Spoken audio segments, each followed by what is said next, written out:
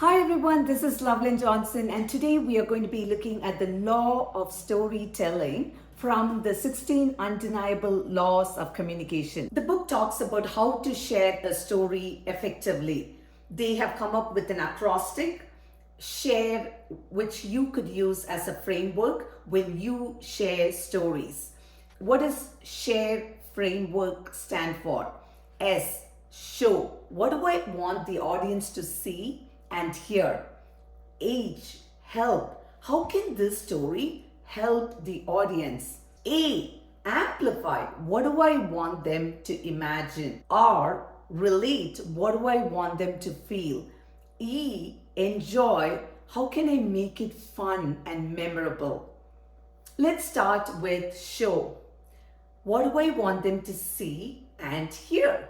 What's the core of your story? Whenever you are sharing a particular story, keep the purpose in mind. If I am going to share a story about my running journey, and along the way, as I'm sharing the story, if I add a story about swimming, I've completely killed the purpose of my running story. So remove all the non-essentials. The book beautifully illustrates that. If in chapter 1, there is a rifle hanging on the wall and you mentioned it in chapter 1, by chapter 3, the rifle has to be fired.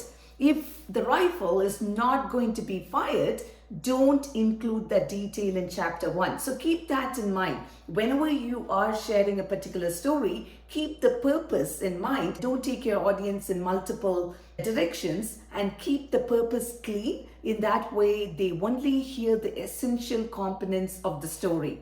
Help. How will this help my audience? Whenever you want to share a story, keep the audience in mind and think about how this would serve them. What do I want the audience to know? What do I want the audience to do? And what do I want the audience to feel?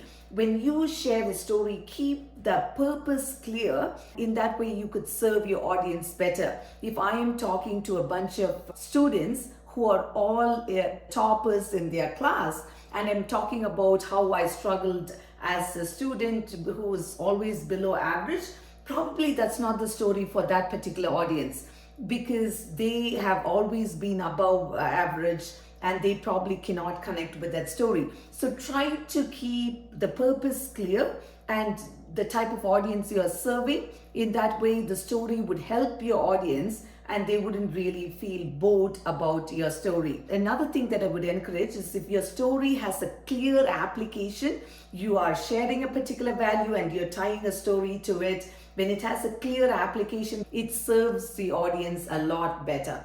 Amplify. What do I want my audience to imagine? Stories have a way to expand your potential. It helps you to expand the way you think and dream. And so the question is, how can you induce feelings of inspiration through your stories? How could you amplify your audience dream? Because you are sharing the story. You want your audience to fuel their imagination. Your stories should help them so they could think about bigger and better things. Or relate. What do I want them to feel? Often we consider ourselves as rational human beings and we think we don't make decisions based on emotions but based on facts. But even the most rational human being often makes decisions not from their head but from their heart. Martin Luther King Jr. understood the power of storytelling. He often used stories which would touch the emotions of his audience. There was this lady who's taking this long 4-mile walk to work, and a bystander looks at her weary soul and asks, "Are you okay? You look tired." The woman responds, "My feet is tired, but my soul is rested." This is 10 months into the Montgomery bus boycott. And Martin Luther King Jr. knew to share the story to inspire his audience. My feet is tired, but my soul is rested. Think about the impact this would have had on the weary souls. He touched the emotions of his fellow African Americans, and that inspired them to stay in that fight longer for civil rights. E, enjoy. Make it fun and memorable. The whole purpose of a storytelling is that it would inspire your audience, make it enjoyable for your audience. Add funny stories along the way. Laughter is like a windshield wiper. It doesn't stop the rain, but it helps us keep going. So add some funny stories along the way to make it enjoyable. To recap, the law of storytelling states that people see their own lives in stories. So whenever there is an opportunity to make an impactful lesson, make sure you use stories. What type of stories could you use? Use stories of failure, hardship, instead of success stories. Should you choose success stories, take them on a journey so they see the path towards success. Also remember the share acrostic when you are trying to share stories. I hope you found this lesson helpful. Next week, we will be looking at the law of thermostat.